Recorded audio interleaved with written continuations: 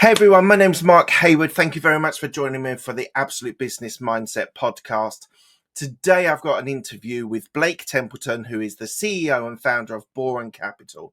We're going to talk about his upbringing, about him being a college dropout and moving into his actual education, which was valuable, he felt, was within the property sector, real estate. We talk about his different strategies within property, so wholesaling or sourcing, how he was able to scale his property business as well. But we go really deep into crypto. Blake is now a passionate advocate for cryptocurrency, and he is there to be able to educate and invest in cryptocurrency. We talk about the wide variety of subjects within crypto, including governments, taxes, as well as educating and security.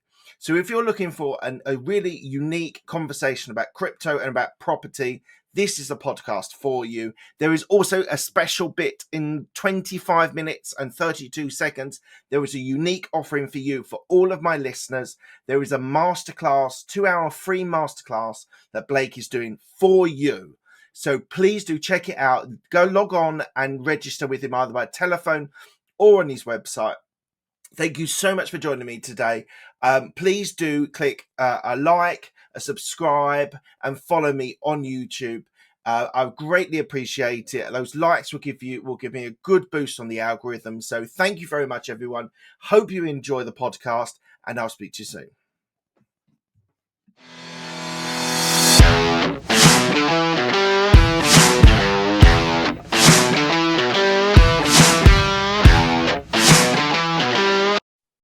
Today we have Blake Templeton, who is the CEO and founder of Boron Capital. Hello, Blake. How are you today? Hey, so good, Mark. Thank you so much for joining me today. Unfortunately, we've had to rearrange it a few times, which was all my fault, but I'm glad we've got this today, and we're going to talk a lot about Boron Capital and about new opportunities which are coming up in real estate and crypto. So we'll go into that in due course. Firstly, I ask all of my guests, it's because the podcast is called Absolute Business Mindset. The first question is always, what does a business mindset mean to you? Well, I would focus on, first of all, if I'd break that down, like what's the reason for business? And the reason one goes into business is like to create massive value. And then you create massive profit because of that. So business mindset would be beginning with the end in mind, to have this certainty, this massive conviction that I will make massive profit no matter the circumstances, because I will always give massive value. And matter of fact, that's why I'm so passionate about, our hedge fund and cryptocurrency, because that's what we have built that proprietary system to do, is provide massive value in that digital space. I think you're absolutely right. It's one of the things that comes up a lot with that question is adding value or massive value, because that is in essence consumers, whether they are companies or whether they're individuals as consumers, are looking to get value from business to whatever product or service they provide. So that's a great answer. Thank you. Let's talk about your first area that we talk about, which is upbringing. So why don't you tell me a little bit about your upbringing and your experience through school and education? Yeah, so it's probably one of my favorite parts of the story is I was a college dropout without a penny to my name. And I knew I wanted to own my own business some way, somehow, but I didn't know that you couldn't defer student loans anymore. So I had to humbly move back in with mommy and daddy, back in 2006. And the big picture is I ended up just burning the bridge, behind me, and realized that I had to go pioneer and make whatever I was going to do work. And so long story short, my parents had got a letter in the mail to go to a real estate conference. And I went to this conference and I didn't know anything, Mark, about real estate. Right. I mean, you talk about, what you do with real estate. And I didn't know nothing except I realized as the guy was presenting, I knew numbers like optics and metrics. I could do the formula. So I started knocking on foreclosures and helping people get out of foreclosure, stop their foreclosure, discount their mortgage. And then I was wholesaling those deals out and ended up making six figures the first year and doubled it the next year, and realized, man, I'm really good at the numbers part. And then we quickly went into commercial real estate, realizing obviously, it's just a bigger project with maybe larger problems, but this is the same mental frameworks. So 2000, started in 06, did 300 plus transactions to 2012, went into commercial real estate, corporate housing, built corporate housing development, fully furnished, all bills paid, kind of like a hotel, but for the oil industry. Right. Then went into apartments all across the United States. And then realized, we wanted to scale. So the bigger part was like scaling in the real estate world. So we ended up building a hedge fund and self-storage and mobile home parks, which I'm sure we might get into a little bit. And then realized, the digital world is changing so much. COVID changed everything and everything's going digital. So we built a hedge fund and cryptocurrency, and I tell you, everything is moving digital. So the proprietary system we built allows you to scale and build massive profit and what we'd call the largest, wealth transfer ever. So, but the part about dropping out of college without paying my name, most people have that mental framework. You had to have the college degree, then you had to have the doctorate, then you had to have all these, letters behind your name. So maybe I had some inspiration to some people who realize that you just got to have conviction, drive, pursuit, and you just got to be able to, maybe it's that business mindset you're talking about that really is what it means. Where do we start, Blake? You've basically summarized your whole life. So I want to break some of that down so we can just find a little bit more about this. So we'll come on to your Boron Capital, about the real estate investment, and sort of talk about the wholesaling. We'll talk about that all in one. We'll get to digital and to crypto in a minute.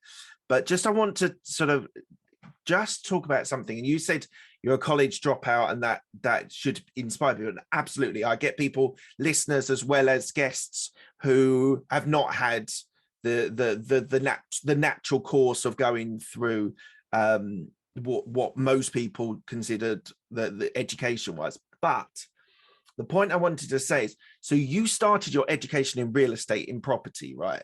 So you did go and get educated. It wasn't in humanities or science or technology. Yeah, that's a great point. You decided that you needed that real estate. And one of the things I talk about on my podcast is that especially for real estate, for property stuff, it's really important to get educated on one area, and then you can build the areas after that. Yeah, it's so important. It's a great paradigm shift. Most people become that jack of all trades and a master of none. And so they become what I call the natural condition of man, where they fall asleep and become a machine, and they just go through life with no actual expertise. So, I mean, yeah, I spent or invested over $1 million in specific education from people who I believe were the best in their field of real estate or cryptocurrency. And you have to pay for speed. I mean, you have one life, Mark, one single life, and you only really have a specific part of that life that is actually the one, that you can actually thrive. And so pay for speed is so much better than the way of hard knocks. Everyone goes through that to some degree, but yes, paying for speed, that's the way you get the business mindset, because you're learning from everyone else's failures, so you don't have to make them. Absolutely. And 07, 08, where we had credit crunch, where we had all the problems in property, especially, was that actually, because I genuinely believe that recessions and corrections are times to buy rather than not. Absolutely, yeah. So you were quite early on in your sort of development in real estate and property. What was 07, 08 like for you? Yeah, it was the perfect storm, because we were in the helping people out of foreclosure. So it was the absolute perfect storm. That was when foreclosures were at their highest, and we had a specific niche strategy that helped the market. Going back to that business value, we had a product, or a service rather, that did exactly what the market needed. And so, yeah, it was a win-win. How many deals did you do in your first couple of years? From 06 to 2012, 300 plus. Wow. Okay. Awesome. 300 plus transactions. And so you decided to set up Boron Capital. So this was 16 years ago. And I love the story about boron, because I never knew what boron was. So I was looking it up. It says it's a rare element that's stronger than diamond. So how did the name come about? So interesting. Back in that time, I thought more small and my wife thought way big. And so I had this mom and pop type name, and she's like, no, it's got to be something, massive and grandiose. And so essentially the element and the periodic table boron in its perfect form, it actually can cut a diamond. Obviously, we know diamonds can cut anything. We use diamond blades as saws. Yep. And so, boron. So the idea is that your investments needed to be in its perfect form and you could weather any storm in that season. Love it. Absolutely love it. I think it's such a great name. There's there are some good ones that, especially real estate and property, people come up with good names, but I think that's probably the best one I've heard so far. So we'll come on to crypto in a minute. I just want to go in a little bit into this. So for your real estate business, you say you build investment opportunities for your clients. How do you do that within real estate now? Yeah, the main way we do that now is through a hedge fund in self-storage and mobile home parks. So when we were transitioning, we sold all of our apartment complexes, and we're realizing to scale, to help more clients, to be able to bring in more money, we had to be in investments that always flourished. And apartments are a very interesting thing. One, they get saturated really easy, and then the prices go astronomical, which you lose the opportunity to make return. But every 15 years, you have to remodel everything.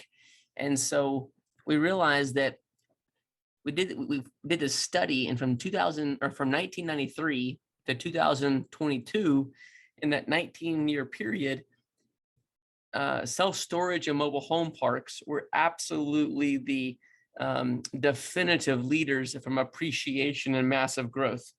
I mean, literally like 3 times anything else, from industrial to apartments to hotels to commercial to retail.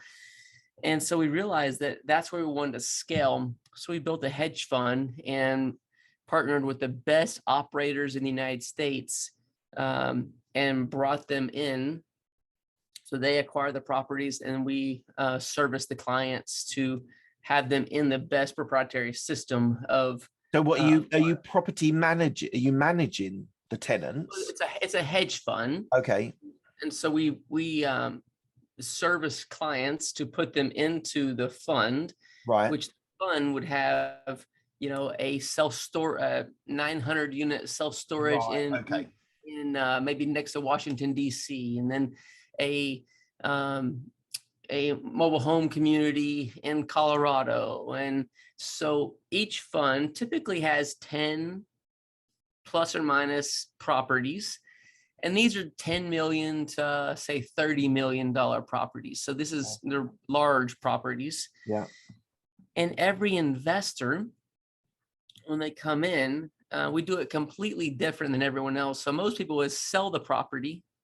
So it took forever to find it, and you find the diamond, and then 3 to 5 years later, you sell it. So we don't ever sell the properties, but we refinance them, pay all the investors' principal back, right, allow them to stay in the deal. Yeah. Now they have no principal in it, so there's no risk. Right. And then they're able to have a legacy property that pays them every single month. And how many funds do you have? And how many are in within each fund? How many investors within each fund? Yeah, it's a good question. So our operators have a total of 8 funds. This is our first fund in self-storage mobile home parks. In this fund, we have $80 million in AUM, $80 million in AUM with 3 properties. This is a new fund. It'll have 7 to 8 additional properties.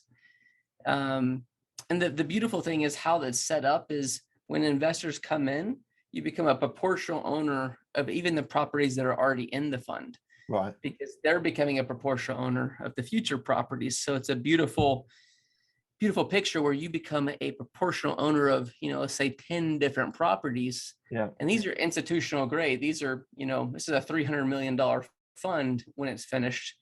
And it's something that our goal is to bring to the regular Joe who's accredited something that you could only have as an institutional investor. Yeah. And so it provides that institutional return to the masses. And is the number of investors you've got in each fund, is that based on how much per person has put in? Is there, so there's a maximum value of the value of the property that you're investing, the properties that you're investing in. So is the number of investors within each fund dependent on how much they've put in, or is it per a certain number you're looking for? Yeah, it's a good question. So I'll answer that multiple different ways, but we have a minimum of a $250,000 investment. And on, let's say, a $10 million property, we do a 50-50 loan to value. So 50% is bank money and 50% is investor money. So we would have the ability to raise from enough investors to, create that, again, that in that example, that $5 million down payment for the acquisition of that property. It's really fascinating. I think it's a really interesting business model that you've created there. Something that's very dear to my heart is wholesaling, is property sourcing, what we call it in the UK. So what was your experience of doing that before you got into the fund? How many deals did you do? Who did you service? What sort of clients did you work with? Yeah, so that was 06 to 2012, and of that 300 plus, we probably had over 100 of those were wholesales, and in that it's a beautiful niche. That's what you have to niche down, and it's a beautiful niche, especially if you've got very little funds to work with, because if you're savvy and you actually have these strategies, you can actually create a full-time living, just by doing a deal a month. What we realized was that we wanted to create the asset. We wanted to create the net worth. And, I was clearing six figures, even after the first year, but then you slowly realize that you got to go close another one to bring in that money again. And so that's where we kind of transition and phase into larger cash flowing properties so that we could, one, take the cash flow, and then two, the equity.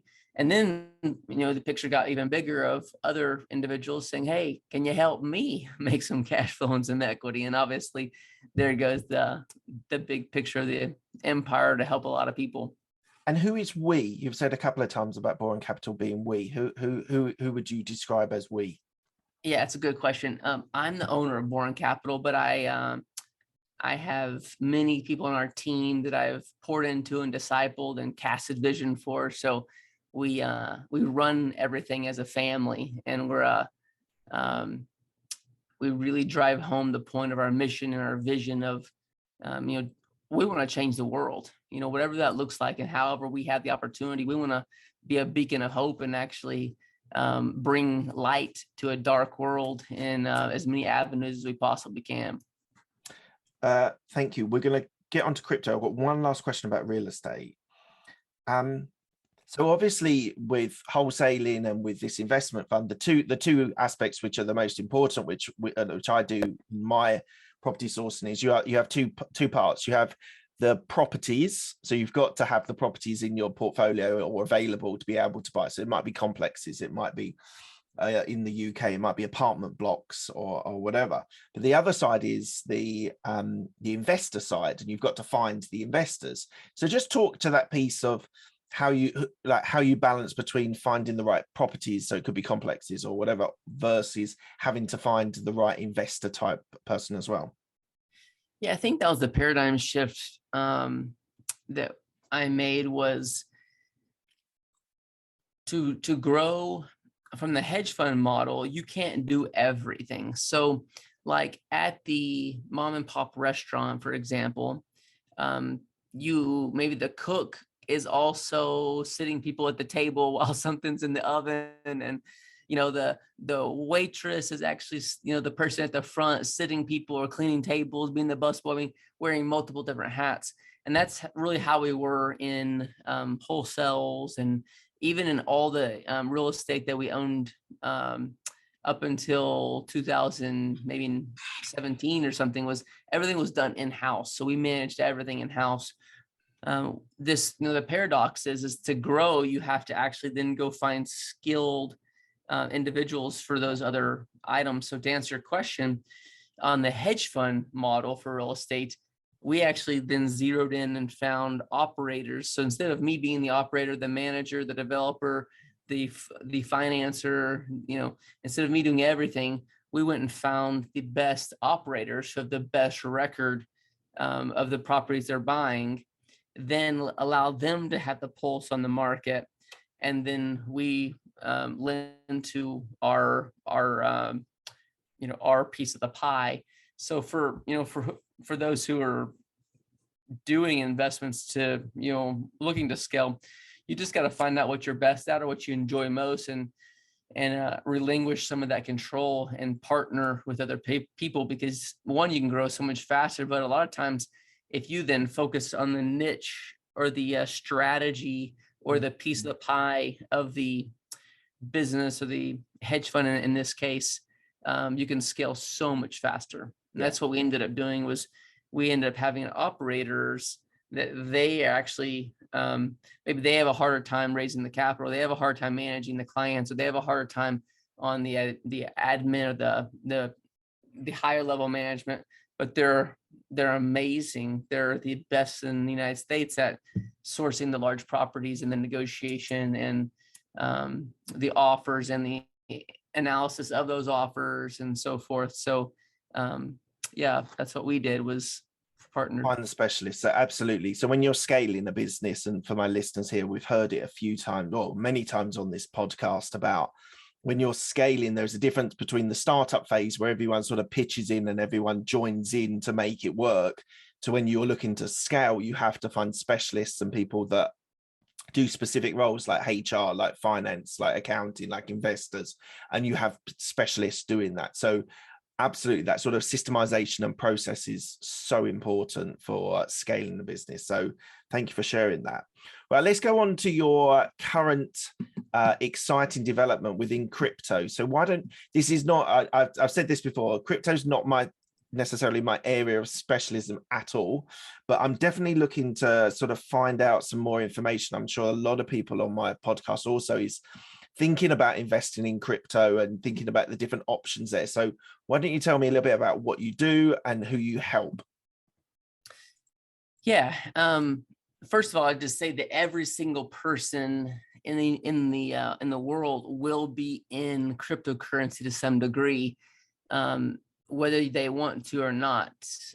Just like when the very first 1.0 digital world came in with, let's just say, debit cards and credit cards, which was not that long ago. Everyone alive right now, it was in your time frame, it was in your lifetime. And when it happened, no one knew what to do with it. And how does this piece of plastic, I touch it here, or I slide it here, how does that actually happen? And how does my money go from one place to another? And how does someone not steal it?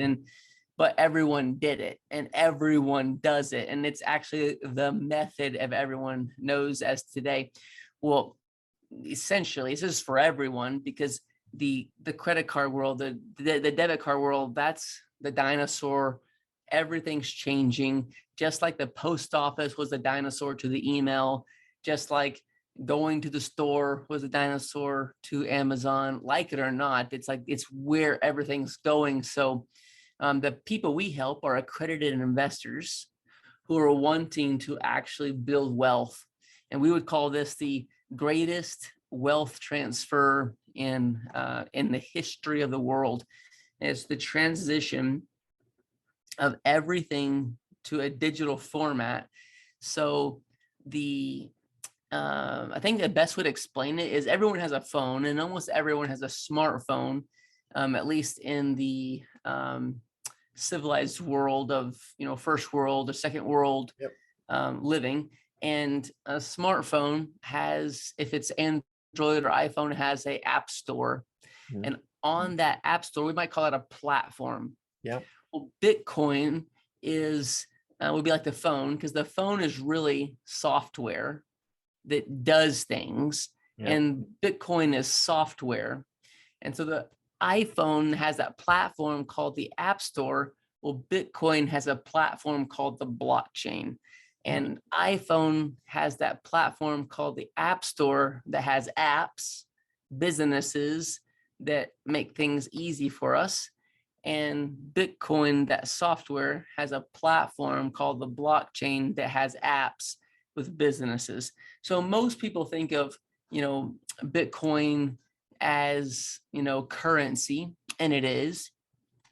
But it's really important to know that on the blockchain is where all the value is, and what the shift is, and the utility of the blockchain. And you don't have to understand the blockchain to use it, just like you didn't have to understand the credit card to use it. But it'll actually change voting. All voting will be done, eventually on the blockchain. Can I just interrupt you?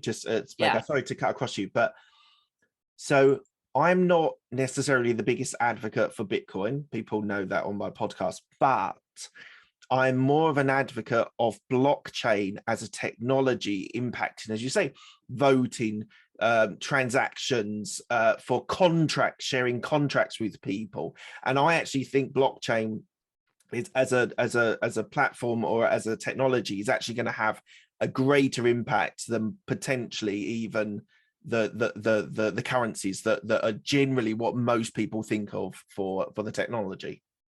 Yeah, it's very possible. And I tell you what, before I forget, because we could talk about this for a week. Please straight, do tell me about your course. Why don't you tell everyone about your course that you're offering? Yeah, it's probably one of the most valuable pieces we've created. It's a 2-hour, starting out the very basics of, but it's a masterclass, and it explains to you exactly what's happening right now in the world, and how the digital world is turning over. And most importantly, if you want to take ownership of your wealth and your investments, how you can actually make money in cryptocurrency by actually investing into cryptocurrency. Again, cryptocurrency, you can remove the word currency and just understand that it's a software in the digital world, and it actually will change how we do everything from voting to real estate with escrow and title and securities, with derivatives and equity and crowdfunding, and you talked about like kind of smart contract type stuff, with ownership or NFTs or healthcare. And so big picture is you just have to learn. You have to know what's happening in it. And what I want to do is I just want to give this to you guys. It's just a gift that I think will bless you tremendously. The way you'll get it, it's quite simple. You just pull out your cell phone, and I'm going to have you just text me, and you're going to text the word invest to the phone number 877-771-0615. So 877-771-0615. And that will then begin the conversation, and we'll send the masterclass to you. So sorry to interrupt. We can continue, but I want I just want to emphasize that. No, thank you very much. I just want to emphasize to anyone that is looking to invest in crypto or learn more about cryptocurrency, this is the course that you need to be on, a 2-hour webinar with Blake and his team talking about cryptocurrency. So please, on that number, do register, do log on, and please do go on his course. So thank you very much for that offer. I really appreciate that. And I'm sure lots of my listeners will appreciate that as well. When will I be able to buy a car with Bitcoin? You already can. Yeah, you absolutely already can. Now, any car, well, that's different. I think But it's Tesla. You can buy Teslas, can't you, on Bitcoin? yeah, but and let's just process any car for a second. So today, Visa, MasterCard, American Express, they all have custom digital wallets where you can hold Bitcoin. Right. And there's what's called a high rail system. And what that does is when you go to buy that car, you literally could go to the merchant counter and you literally could slide this specific card and it converts the Bitcoin into your currency that you live in. And literally you could buy with cryptocurrency just like that. So It's it is phenomenal. available. It's amazing. Today, right now. One of the questions that comes up with even older guys than me, I'm not necessarily that old, but it's that a lot of people, when you gave the example of the debit card that you swipe or touch, whenever these new technologies come along, everyone worries about security. That's generally where people think the biggest exposure is. So how would you sort of approach if someone was talking to you, asking you questions about security? Yeah, it's a really good question. And to that point, it's an important question. It's an important thing to understand, because It's probably the biggest hurdle, isn't it? Like, let's be honest. It probably, like, lack of knowledge, yes, but that will come in time. But that's a mindset thing. But the actual, it's definitely a mindset thing. So let me explain what's happened in cryptocurrency and why I would say that I would push the thesis that it's safer than your credit card, it's safer than your debit card. So it has what's called a two-factor authentication. So you've probably seen this in your email, where if you're going to log on your email on a different computer, they want to text you and they want to get a password from another source. It has face recognition. So you literally on your cryptocurrency wallet, there's face recognition where it's it would have to be you. Someone can't just physically take it.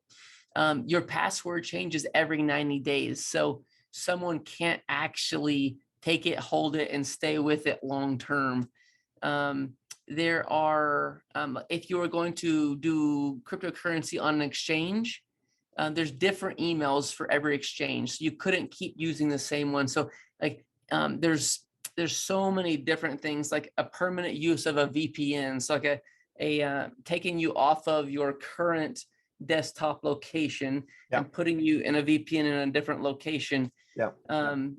It's the institutional verification is happening right now, where the I's are getting dotted and T's are getting crossed as far as regulations. And so there's so many different things right now that it takes so much to actually get into it yourself. Every single new person who gets into it, you're like, man, I felt like I was going through TSA, like having to get the pat down just to go through to get on the airplane. Like they actually want to identify you, and you have to have what's it called, a KYC, and know your customer. You have to have an identity that's already built in, like a background identity. And so what that changes is the difference between that and a government currency, like a US dollar, for example. Well, anyone can have the US dollar. You can steal the US dollar. There's, you leave the money out and it's gone. You drop your wallet, it's gone. As you know, in real estate, when we're closing a transaction, the title company is like, hey, if you get an email and it says to wire the money to a different email address or a different, don't do it. Don't wire the money to a different place. Call me first, because they're finding out how to use the currency, the U.S. currency or the euro or whatever it is, to actually to use that for fraud. So yeah, the security is tightened up so much, and it's what would have to happen in this time in day and age, and it's definitely helping tremendously. Do you think the US government will be able to, I think they do want to, but will they be able to regulate cryptocurrency in the way that they've been able to regulate the dollar? It's a great question. And I'd like to separate regulation and control. So my dentist can regulate my cleaning, but he can't control me to come in. Right. So if I'm going to come in, he's going to regulate how the assistant cleans my teeth. So they won't be able to control the currency. They won't be able to close it, stop it. They won't be able to remove it from your hands. They won't be able to control how you spend it. So they won't have control. And will they be able to tax it? So right now it's looked at as a commodity versus a security, or as far as a Bitcoin at least. And so they would just be able to tax it like a commodity, like no favoritism. It is just like real estate, and we can only tax it like real estate. We can't have a manipulative control of changing and you get taxed more or less. However, the real question is, well, then how are they going to have control? Well, they're creating their own digital currency, just like every other currency is, every other government. And the governments are realizing, wait a minute, we print money like it's going out of style because we don't have a business. We don't have a business mindset, that actually creates profit as a country. So we got to go create money out of thin air. And then that raises inflation. Yeah. So let's go create our own digital currency. And then we can add zeros all we want.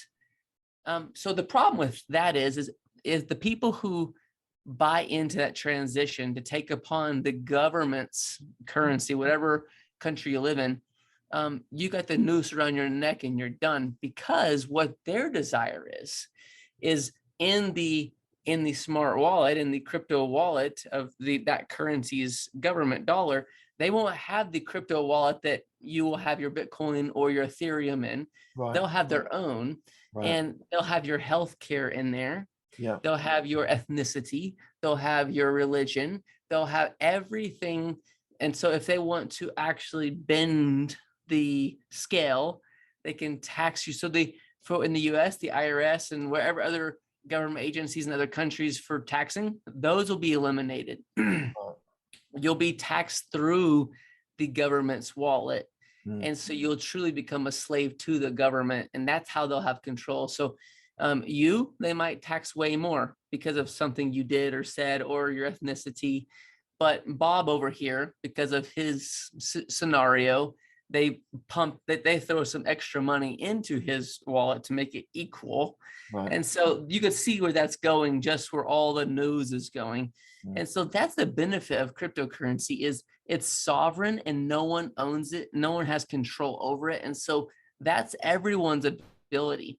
Every single person, like it or not, like pieces of it or not, like ideas of it or not, you've got to get outside of anyone controlling you, and you've got to take control of your own money. Yeah, I agree. And the problem that I see with this situation is that you'll get banks and you'll get institutional investors that will actually go with the government currency, government wallet of crypto, their own system. And that's when you'll sort of see that people will be influenced if banks are doing it, if institutional investors are using the government blockchain, then you'll find people will invest in that. So I agree with your theory that as long as you keep control of your wallet and you don't necessarily get sucked into the government's process, but you're going to get those institutional investors that are going to go, actually, we'll actually stump for the government's currency. So here's the crazy part. There's a company called NYDIG, and they actually are a custodian for if Bob wants to go hold Bitcoin as an institutional level. May not Bob, it's a family office or institution. Yeah. Then they go through NYDIG. NYDIG actually is working with 300 different banks, national banks. Right. international banks, and those banks are now able to sell cryptocurrency to you at the bank level. So, Right.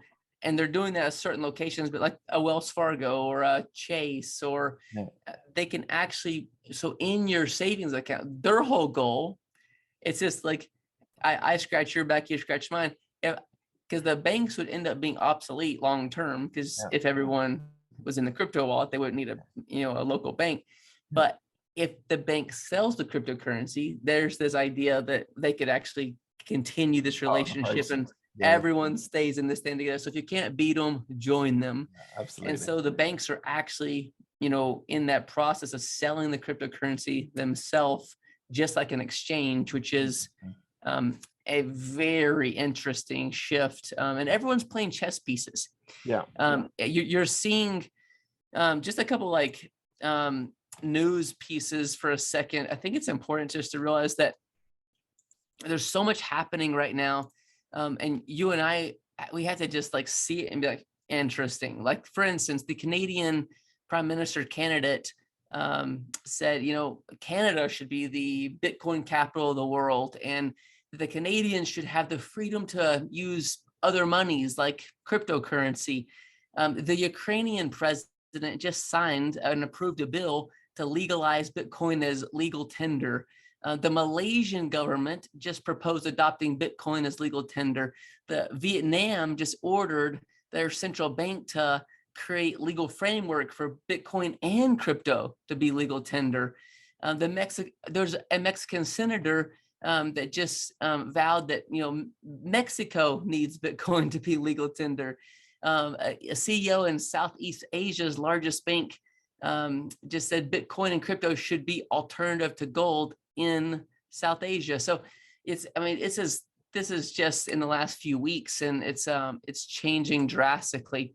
So you and I just want to think, I guess that's a good pitch again back to the masterclass, guys. Go to the masterclass. Whether you do it or not, it's kind of irrelevant at the moment. You just can't have your head in the sand. Like, this is the largest change of anything.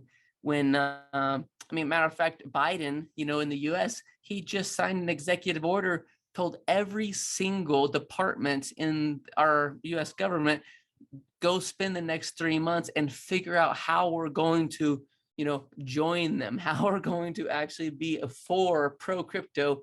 And just 6 months ago they were more negative against it. So it's an interesting time, and it's just a time where you and I have to say, wait, if this is the largest wealth transfer in the world history, whether I understand it or not, maybe I should spend a little bit more time getting to understand it. Absolutely. So what's the plan for the next 2 to 5 years for you, Blake?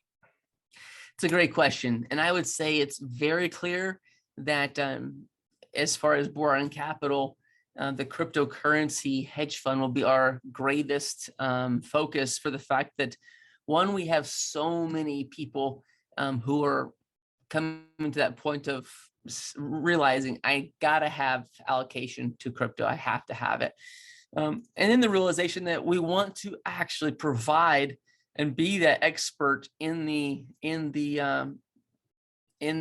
community that says, this is how you do it.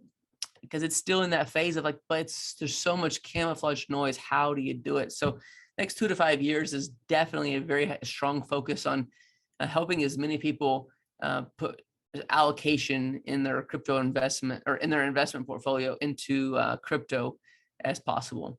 And what is that optimum amount, would you say? As far as our goal, or as far as you'd advise investors? So if they're perfect, yeah. What out of their 100% allocation of different investment vehicles, property, of currency, commodities, what would you say is the right point for crypto at the moment? Yeah. So though I can't advise, because everyone has different scenarios. Absolutely. Yeah. So here's some ideas. I would say, Mark Cuban, who back 2 or 3 years ago, so he's the owner of the Mavericks and a billionaire in multiple different arenas. He's a few years ago, he said it's a scam, it's volatile, it's crazy. Now he says cryptocurrency is the shifting the world. It will be the world's future. He's putting 75% of every new dollar he makes into crypto. Right. Ray Dalio, who in 2017, Ray Dalio has Bridgewater's, who's the largest hedge fund in the world. 2017, he said, it's too volatile. It's not worth investing into. 2021, he said, now again, pre-framing, 40% of his hedge fund, which is the largest in the world, 40% was bonds. In 2021, he said, I'd rather hold Bitcoin than bonds. Wow. So the idea is, you could start with a minimum as far as, 5%, dip your toes in the water. Wherever your investment is, so there will be your heart also. So you got to put something in the game so that you can at least get excited about the game of understanding it. For us personally, the majority of our my personal and Boron Capital's, monies would be in crypto because we believe in it that much. Right. So it's different for every person, but I would say, everyone, if you don't buy into cryptocurrency, you don't buy into your future. So I would say you got to put something. Well, you've 5%. Mark Cuban and Ray Dalio, who are like Ray Dalio, I think is amazing. I think his book was inspiring 3 or 4 years ago. So for me, that's a big tick, having Ray Dalio saying that crypto's important and should be invested in. So yeah, absolutely. Right. I want to come to the end. I want to be respectful of your time. I asked the same 6 questions to all of my guests. They're quick-fire questions. They don't need a quick-fire answer. The first question is, what was the best decision that you've made? The best decision that I've made, I would say, and this is not an investment answer, but it would be surrendering my pride and my arrogancy and my earthly ways that I know everything, surrendering that to God. I realized that I didn't know everything and that I had to actually have a leader. And so I found that to be Jesus. And that was the absolute best solution for my entire life. Excellent. What's the best piece of advice you've been given? I would say it was by Tony Robbins. We were at a one-on-one conversation, and he said, it was maybe in the same season, and he said, Blake, you're significant driven and you're certainty driven. And so your significance and your certainty driven, it's going to, where focus goes, your emotions flow. So your significance and certainty is going to lead you down a path that's not good in the end. But you need to be growth driven and then have a heart to contribute to others. So if these 2 things are your biggest factors, it'll change your entire life. And when he said it, it was like this, like so lame. Why? I'm already doing that, but clearly I wasn't. And when I made that shift, it was like, because I quit focusing on I had to be right. I quit focusing on being certain in my own self, and I focused on giving to others and then growing in my own personal development. And yeah, that was a game changer for me. Great stuff. Who's helped you most in your career? It's hard to say for one single mentor. One is Keith Cunningham. Keith Cunningham in the Rich Dad, Poor Dad series. Yeah. He's actually the rich dad and the real person in the story. Right. From Robert Kiyosaki's book. And so Keith Cunningham, I have spent a solid year in a board of directors position where I would be on the board of 15 other companies, and they're on my board. And then Keith Cunningham sits on everyone's board. Right. And he goes through all your numbers and the language he would speak about optics and metrics and how numbers tell a story and how you have to know your numbers. And if you don't know your numbers in business, you don't know the target in which you're going for. And you have to know the best case scenario and the worst case scenario and find out, can you live with the worst case scenario? And Oh, so it's, those little bitty bite-sized bullet points that turn the tide in any investor or anyone's business. great stuff. Do you have any regrets? Absolutely. One that, everything's hindsight, right? It's like your Monday morning quarterback. But if one I could say would be like not being in crypto earlier, I didn't spend the time. I didn't actually go deeper into it. So, Bitcoin started at 1 penny and it's grown 20 million%. Wow.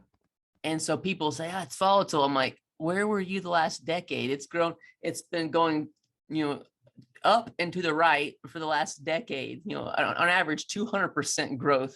But everyone looks at the hour by hour, like, oh my gosh, it just dropped 5%. I'm like, did you not see it went up 30% last month? Right. So so the big picture is just not spending the time and educating myself earlier. Great stuff. What are you most proud of? I am most proud of my relationship with my wife. She's in the business. We work together, and everyone, said, one, you can't do it. You're going to get divorced. No one can work with their spouse. And, even when we got married, is the idea of, ball and chain mentality. And, now you're going to turn passive and soft and, you have to please her just to survive. And we have built this like beautiful camaraderie of iron sharpening iron and learning to give to each other and, wanting to give to each other how we would want to be given to us and having that trust that it'll come back and it's not eye for an eye and tooth for a tooth. And man, that's been a beautiful thing because that's what you'd want as a best friend, as a spouse. And so that's what I'm most proud of for sure. Great stuff. What does legacy mean to you? Man, I love the word legacy. I think legacy is, again, beginning with the end in mind. And most people live from what I'd call, again, that natural condition of man. So it's, you fall asleep and become a machine. You live day to day. You don't even think about the future because you're so stuck in the present. And I would say you have to actually figure out what you want for the future and then figure out where you're at and then find the gap. And then building, like we're working on the gap, creates a legacy of something at least closer to what you wanted. And legacy would be something sustainably, perpetually growing for the future, something that you pass on to generations, where people know your name, 30 years after you die, where like you have you make a shift, a trajectory shift in the atmosphere, where you actually held a place in people's minds. Like legacy would almost be real estate in people's minds of a memory. Like he holds weight in this world. Great stuff. And lastly, where can people find you, and maybe do a quick plug for the webinars again? Yeah, I would say the absolute best way to get a hold of us, to learn more about cryptocurrency, to venture into that space, to ask questions, would be to start with just building that relationship. And that's just, again, getting the masterclass. So you can ask questions through that text. So you're going to, again, pull out your cell phone. You're going to text the word invest. So you're going to send me a direct text message. And this number, I can't actually take phone calls. It's literally just a customer service, white glove opportunity for you. So you're going to text the word invest. And then the number 877-771-0615. And we'd love to build a relationship with you, whether you're a great fit for the hedge fund as an accredited investor or not. We'd love to pour in and see what we can do to help you in your investment opportunities. And so that's obviously US based text number, but I could text that from the UK and it will cost me 20p or 30p or something like that, but you could do it from overseas as well, can't you? Yeah, you absolutely can. And for those of you who want to, start with just information outside of that and maybe come through an email or something, let me just give you our website. So our website is boroncap.com. So it's BORONCAP.com. So boroncap.com. So that's another opportunity to get a hold of us and to request a meeting and so forth. Right, that's it. Thank you. Thank you, Blake. It's been an absolute pleasure speaking to you. I've learned stuff about crypto that I didn't know. So I just have to sort of say, if anyone's interested, please do log on and join that webinar where you can learn so much more about crypto. Thank you, Blake. Thank you so much for your time. It's been an absolute pleasure. Hey, Mark, my enjoyment. Look forward to doing it again soon. Cheers. Thanks.